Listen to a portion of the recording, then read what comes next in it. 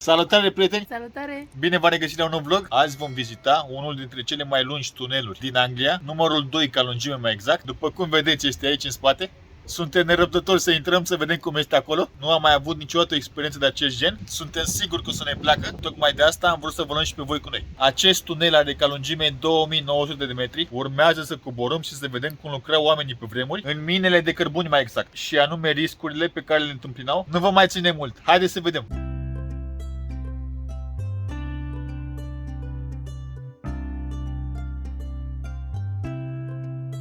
O să mergeți cu noi într-o experiență care este chiar inedită, pe cuvânt.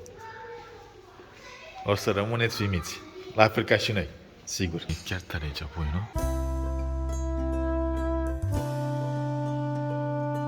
Tu vezi, mă, iubire? 428 de milioane de ani. Uite pe aici ca au pește înainte.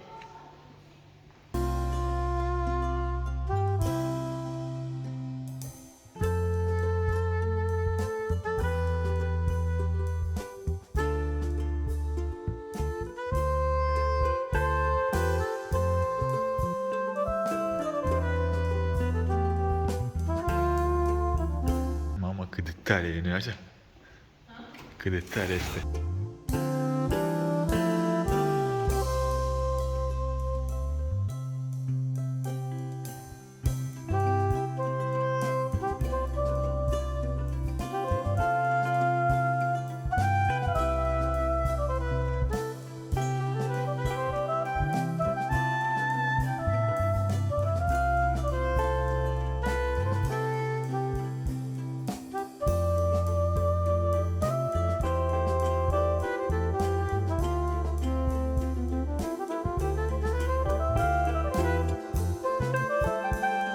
...420 de milioane de ani.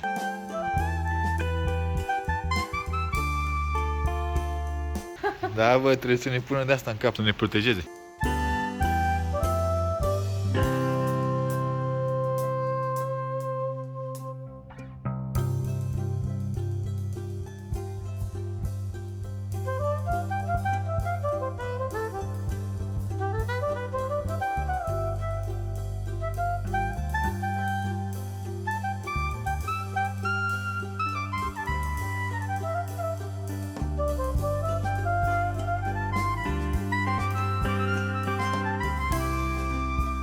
Voi realizați ce înseamnă treaba asta? 420 de milioane de ani.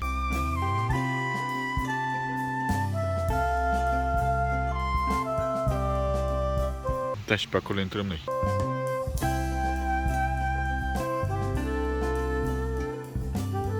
Se poate vedea de acolo, vine acum barca din tunel. Uitați, se apropie. Vine ușor așa. Yeah, that's legging. Yeah, and there it is again, you see. You can see how they got it. And what you do is, as you're doing it, that's your left leg, there's your right leg. What you do is you push with your left and come over with your right. Oh. Okay. You push with your right, put your left leg there, and you push that, and that comes over again. Okay. That is how you do it. Se apropie așa ușor.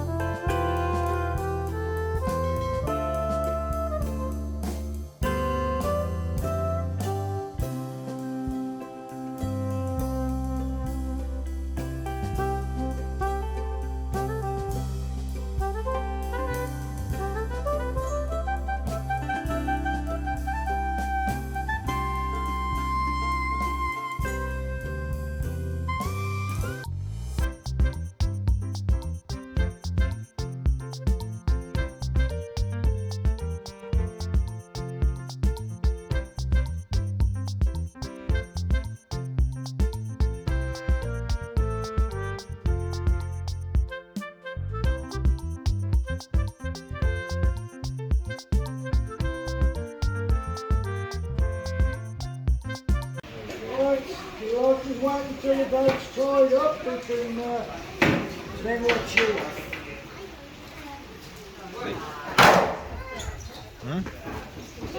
Chiar tare, da pe cuvânt. When you come off, you put your work hats in the box, please. Any children with yellow hats, can you drop them in there? Whatever you call it, the basket here, please.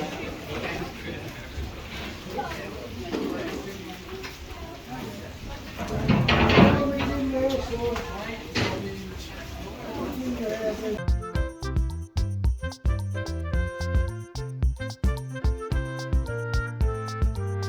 Hey! O să fie experiență chiar super, pe cum pensai.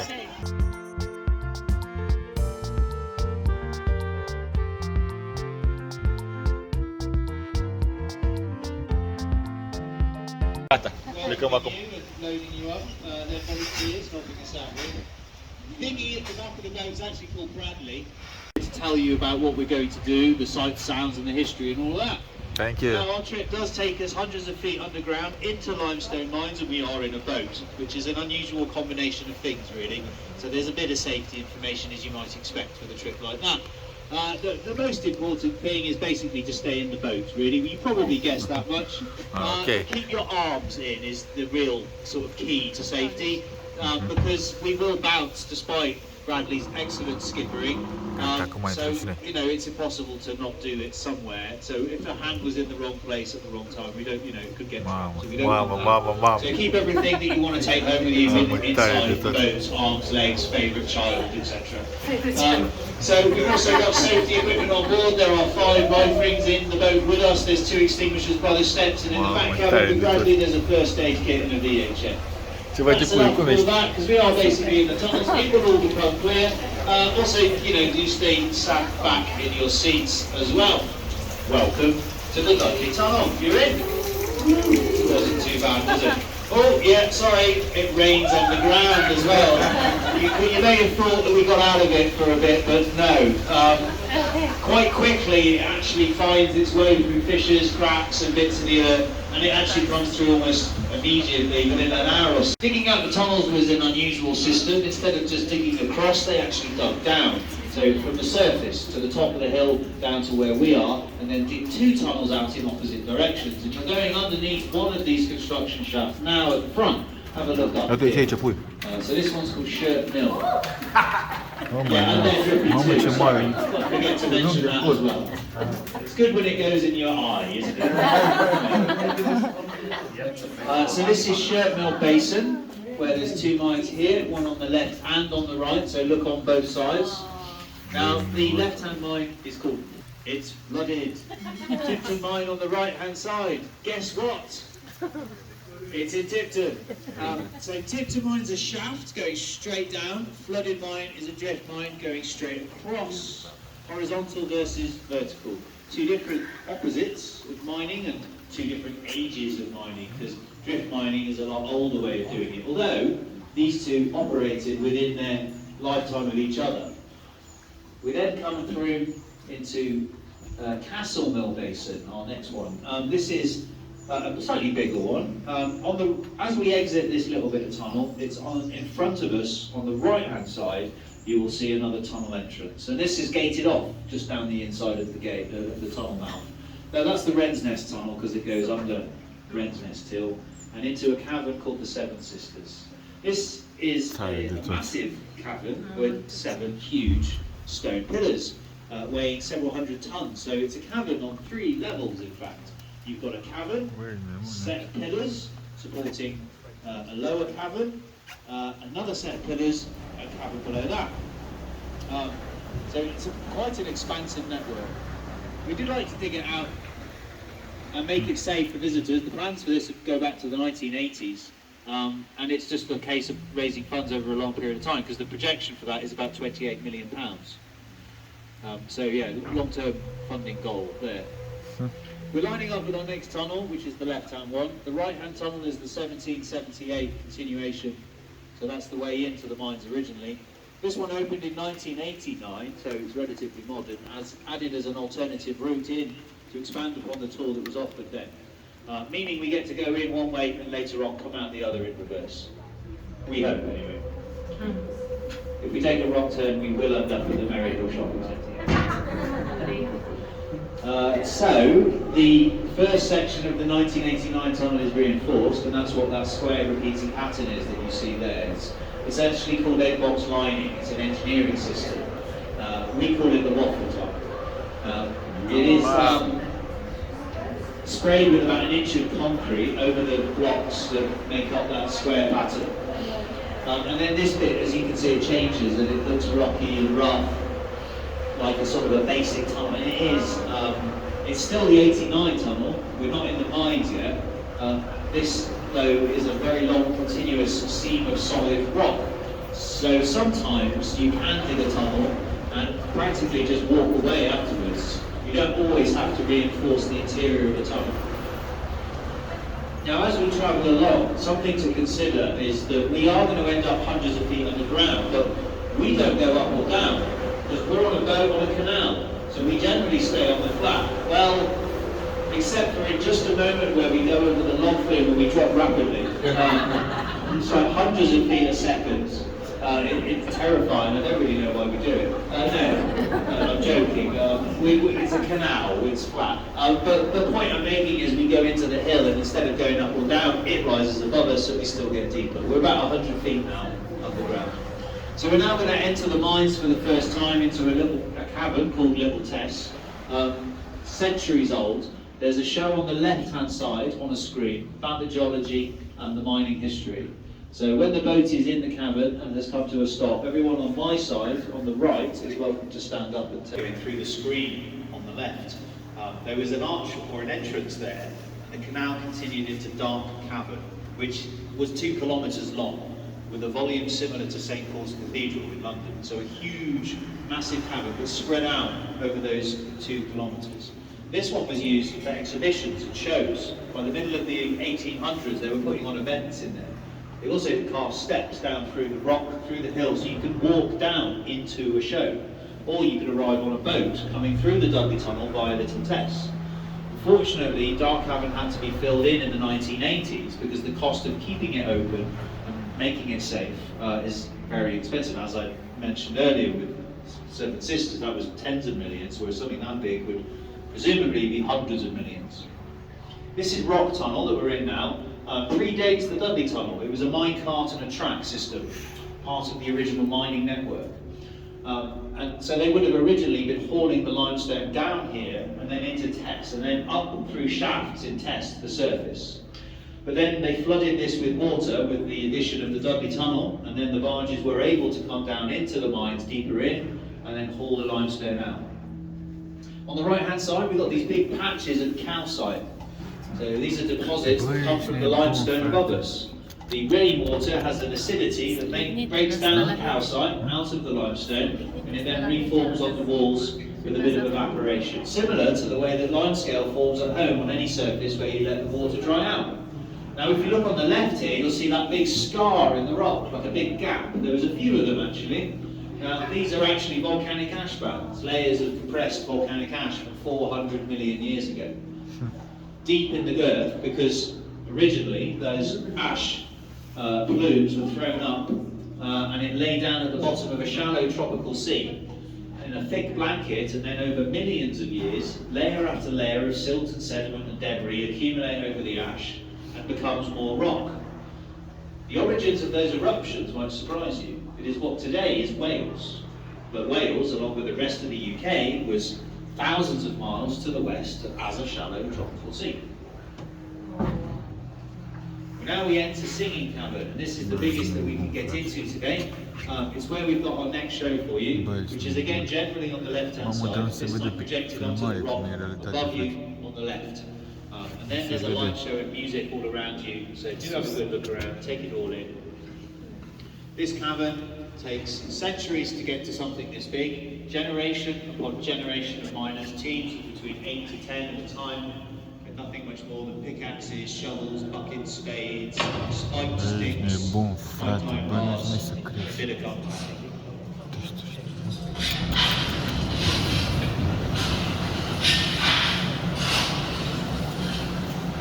Those of you on the right-hand side are again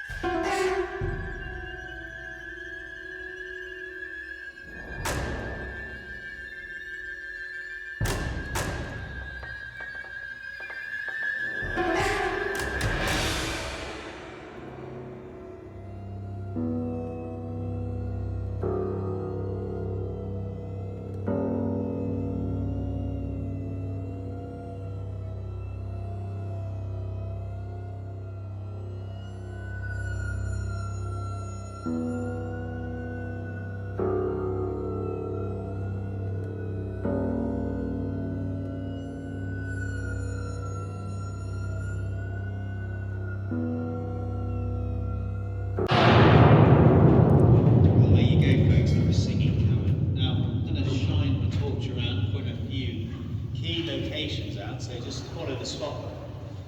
Up above us, there is this big hole in the roof, which is, it's not a feature, that wasn't there an hour ago. This is a test pit.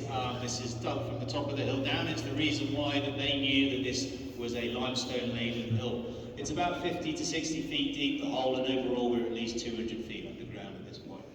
Following the torch to get to all that limestone, creating a drift mine. So it was the upper gallery that came first, and then the lower gallery later. So they just kept digging in horizontally, going on and on. Up there is a lump of calcite again, but this time it's yellow from the clay in the soil, so the minerals can cause different colours. The gallery goes on past the sixth pillar. At a time, by leaving behind a quantity of limestone, somewhere between 300 to 400 tonnes, to support the roof. And there are 6 of them. The gallery continued beyond the sixth pillar for another half a mile originally, and today, if you were able to get down there, it would take you. So we'll pop the lights on now, you can have a better look around, and we'll start making our way out. There we go, so you'll all take your seats again for me, thank you. So the name singing cavern, we think, comes from when the wind could blow in, and it would blow around the pillars, blowing through the entrance, whistling. For the first time since at least the 1960s, they were then able to include singing cavern as part of the tour. Prior to that, the Dudley Canal and Tunnel Trust tours were literally just the Dudley Tunnel. And it wasn't until then that they expanded into singing cavern. And then later on, in 1989, they added in that tunnel, creating the circuit going in one way and coming out the original. So this is the same lining as the Watford Tunnel.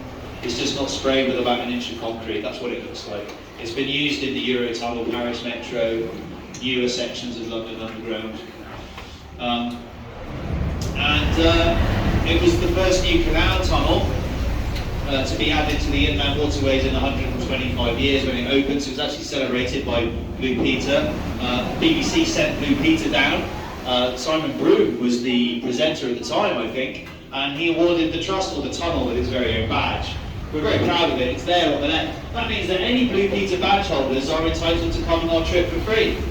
The only problem with that is they don't find that out until about 3/4 of the way through the trip. So have a look up now, because there's an unusual view above you. We call it the well, although it's not really a well. It's actually part of an old quarry. Oh well. Hey, thank you.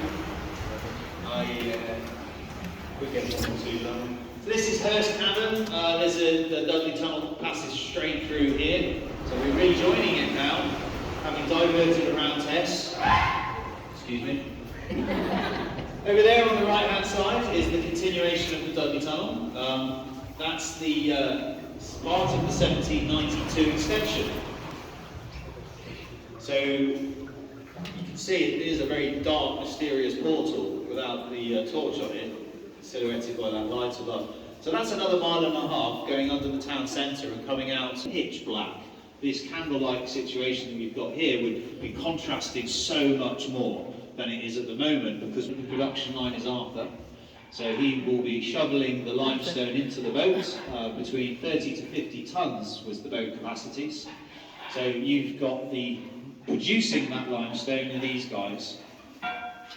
This is a kind of drilling. There's no air lines or electrical lines to drive a mechanical drill. So by rotating a spiked bar and then hammering it, you sort of drive it, chisel it into the rock. That's a shot hole. That's what they're trying to make. That's what these are. These are originals from the mining activity. So they make them at least 1/2 yard deep, and that's what they pour the gunpowder into. Getting it down into the very bottom of the hole, they'll put the fuse down into that gunpowder, and then they top the hole off with sand. And that's so that when the gunpowder is ignited, it doesn't just sort of rocket out of the hole. It needs to be trapped, and that's what creates the compression that then blasts off the limestone. That's when, once the preparations are done, they'll call the boss in, Mr. Hurst, and he'll check, and if he's happy, he'll announce blasting, and he's then going to send everyone out of the mine. Except for one person whose job it is to light the fuse.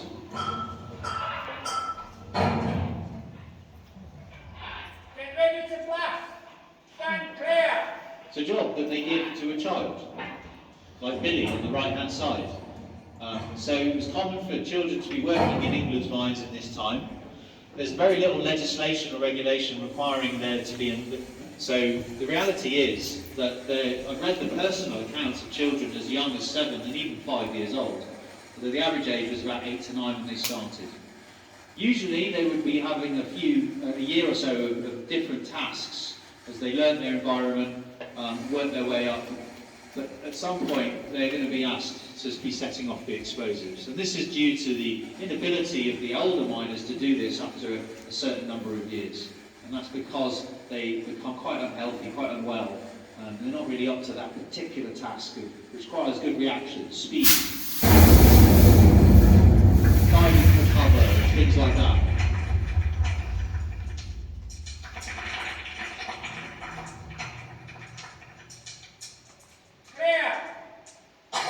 That's Billy Clark. So he's all right. Now they'll come back in once they know he's safe, presumably dust Billy down and start going back to work, shoveling limestone and preparing more boreholes.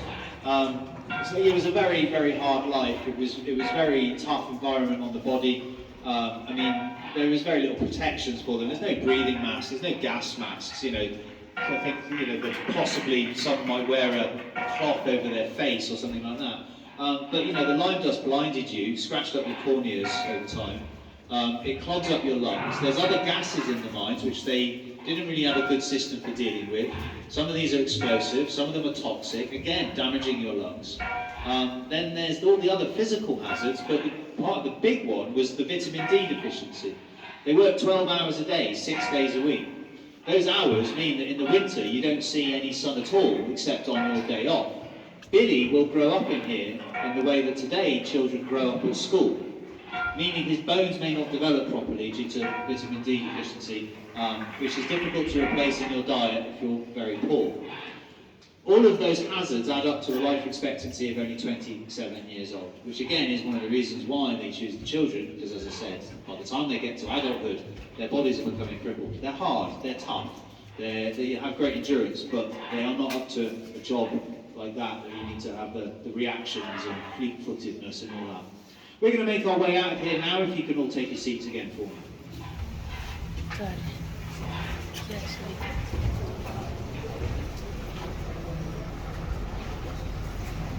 So at the back of the boat now, Bradley's about to head past underneath another construction shaft. This one's called Quarry Pit, and it's very drippy indeed, so especially when it's been raining like today, so just warn you in advance. You do have a look up though, because it's quite interesting. It's got 360 degrees of calcite all the way around the tunnel, or the shaft motion, I should say. It's got colours in it, the orange coloration indicating that there is iron ore up there somewhere. There is everyone. Whoa, whoa, whoa.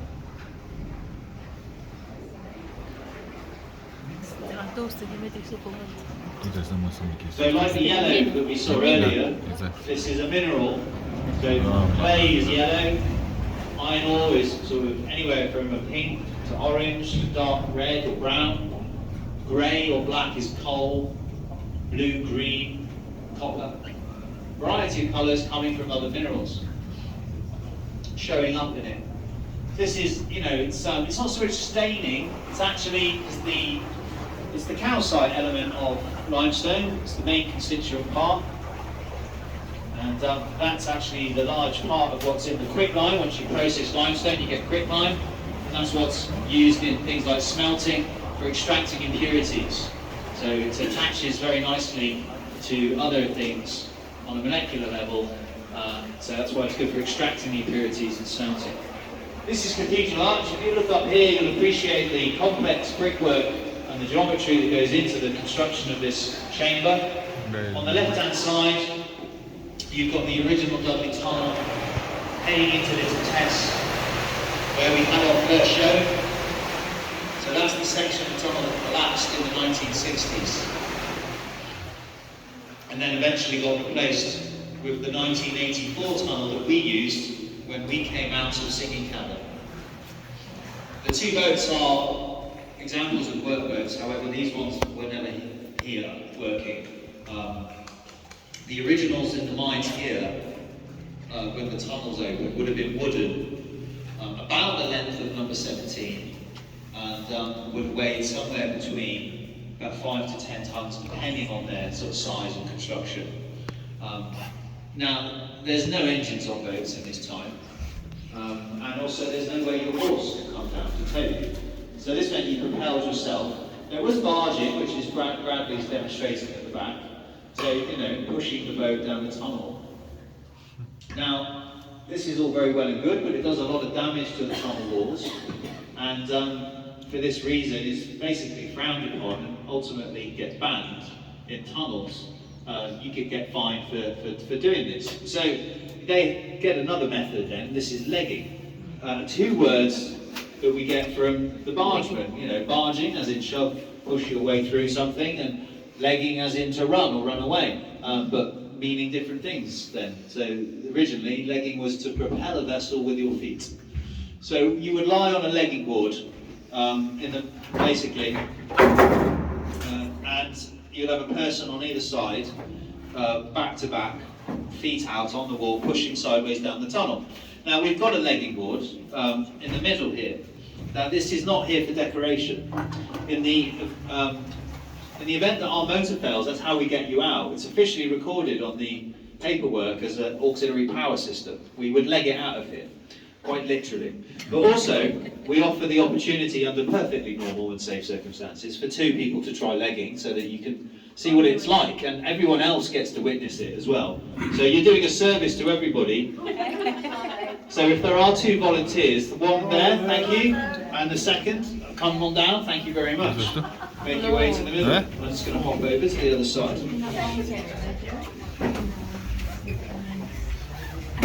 Okay, now choose a wall that you like the look of. Well, that's the dangerous wall. Okay. I volunteered last time and I never got to do it because I was the only one who volunteered. Ah, were you? And you need two people. You do. If it was my boat, I would have done it with you. But, you know, I'm guessing you may have had one of the skippers who's got a bad back or something. Probably, yeah. Yeah, so sit on the plank, facing the wall, sort of straddling it. Yeah, that's it. Okay, now once you're sat down, I will take your hats off you, because you're right, they fall off and you don't need them when you're in the water anyway. Right, so holding onto the handrails, you then sort of pull your hips out as far as you dare, and then sort of place your feet about half a metre up. Now don't start pushing to the sides yet. Now what we're going to do is, first of all, we're going to achieve the balancing of the boat, right? So if you are rubbing on the wall, you'll create friction, and that's reducing your efficiency. You're making it harder for yourself. Now the thing is, inevitably, regardless of size or anything else, one person is always going to be perhaps pushing harder than the other. So this requires you to cooperate with each other instinctively. So the idea is the boat should really be about a foot and an inch, or an inch, foot to an inch or two extra in the middle of the wall. Does that make sense? So if you find that you are pushing the boat away, you need to ease off the pressure slightly, allowing the other legger to gently bring it back to the middle, maintaining distance off the wall and keeping maximum efficiency. So now that you've got that concept, is that good? Yeah? You will be pushing to the left and you will be pushing to the right. Off you go. Any day. Here we go. Now it takes a moment or two, but look at that. We are already moving. Oh, okay. Not bad, eh? 14 tons of boats with just foot power. Yeah, you can feel it. You won't need to do leg day. Now, they would have been doing this for about 2 hours at a time. You've only got to do about 20 minutes to get us back to the office. But they would have been doing it in pitch black conditions, which is a lot darker than this, of course, because we've got mobile phones. But yeah, they'd have been going, you know, and they wouldn't have lit a candle because there's no point to them. What would they be looking at for the next 2 hours anyway? It's just lots and lots of brick. And they'd like one if they stopped for a minute. But you've run out of tunnel very quickly, so bring yourselves in. Give them a clap, well done. Hey, well done. Swing yourselves around, nice and gently. And that was your plan. Restare. No problem, no problem. And that was your Well done. Thank you both. We normally have a little bit longer to talk about it as we do that, but you guys were a little bit too good at it, so Legging is not a specific thing to Dudley at all. It was a universal solution across the country. It was done wherever these sort of single-lane tunnels are. And that was to, you know, enhance these tunnels were propped up to enhance the transportation capacity of the inland waterways, creating shortcuts through hillsides and stuff like that. So around these tunnels, leggers would congregate, communities of leggers would pop up and offer their services to the transport vessels making use of these tunnels. These are narrow boats with families living on the back in the cabin. They could then take the afternoon off and take the horse over the hill with the family, pop into the market, you know, whatever, but then meet the boat on the other side. They would, you know, perhaps leg the boats themselves, but you know, you might not want to leg for 1.9 miles. You might want to just pay someone else to do it for you, which is often the case. So the thing is, in Dudley, the legging community did very well for themselves because you had this constant work employment, and that came from the fact that you've got the transport boats coming through, and then you've also got this constant need for the mine boats to be brought through. So the Earl was able to, you know, provide constant employment to them. The miners didn't do any legging, but just the leggers did legging. Could you sit down at the back for me, please? Thank you very much. I know it's fascinating to see which way we're going, but I do require you to stay seated. Thank you.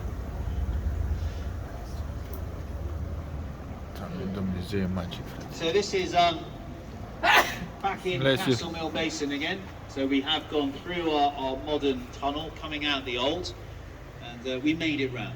We haven't lost a single passenger. So we're about to head back into the original 1778 section that we started in.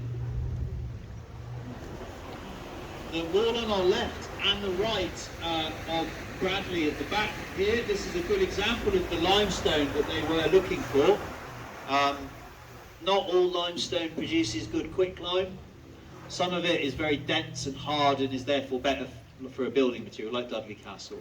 But this is the sort of quicklime producing stuff. It looks lumpy and loose and can be broken off quite relatively easy, but to get large chunks off you need to blast it off. So there's a shot mark there, and there's another one somewhere just along there. Can't quite see it at the moment.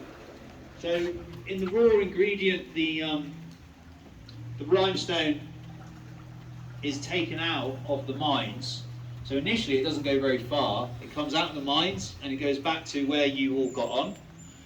There were kilns all along the embankment, all the way down across where the museum is today. And that was basically cooking it down.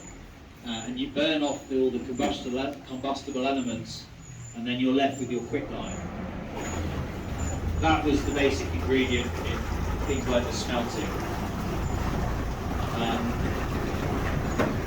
There was other things that quicklime was used for, not just for producing iron and steel.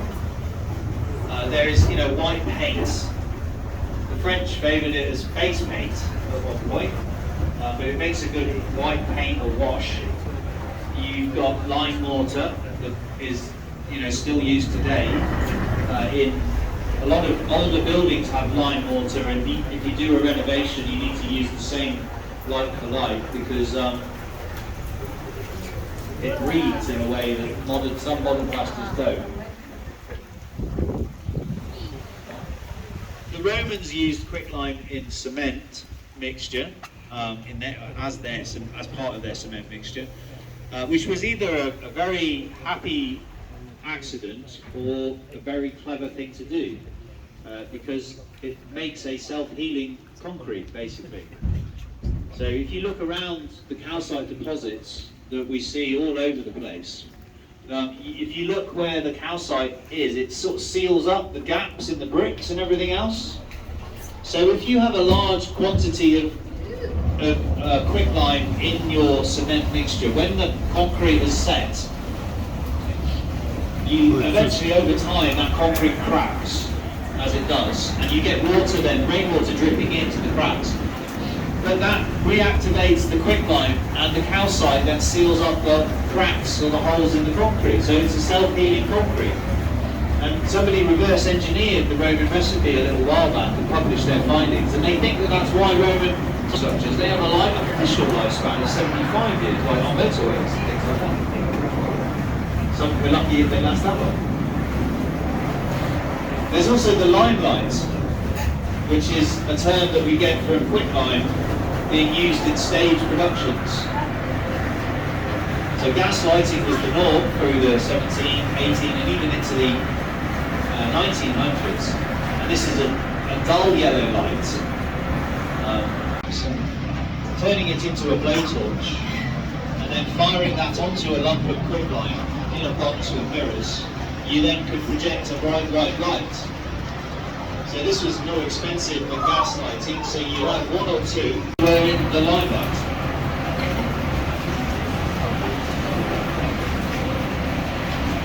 The holes in the wall, myself, thank you all for coming down, braving the weather and coming out anyway. So have a good afternoon, hopefully it gets better for all of us, and come back again someday. Thank you. Thank you, folks.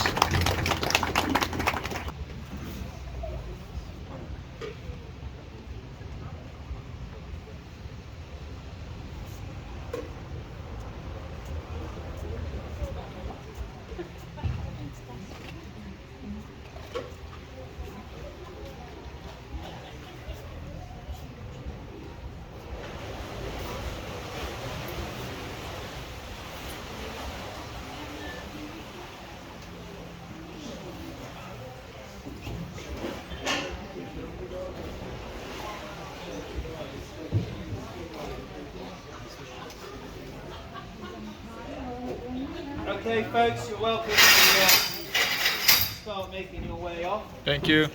Watch out, the steps can of course be a bit slippy, and there is a little gap there. And just please put your hats back into their bins. Thank you very much.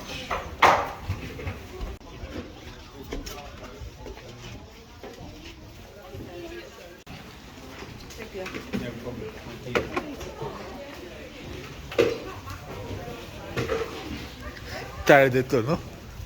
Chiar tare. Super. There you go. Thanks, Brad.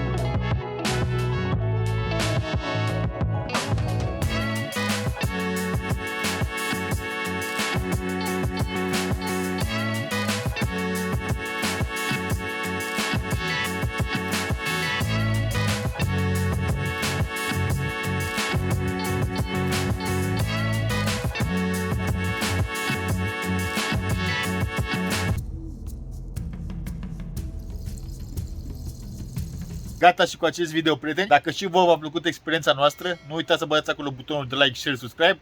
Cu voi a fost Gabriel și Alina? ne vedem la următorul video. Pa! Pa!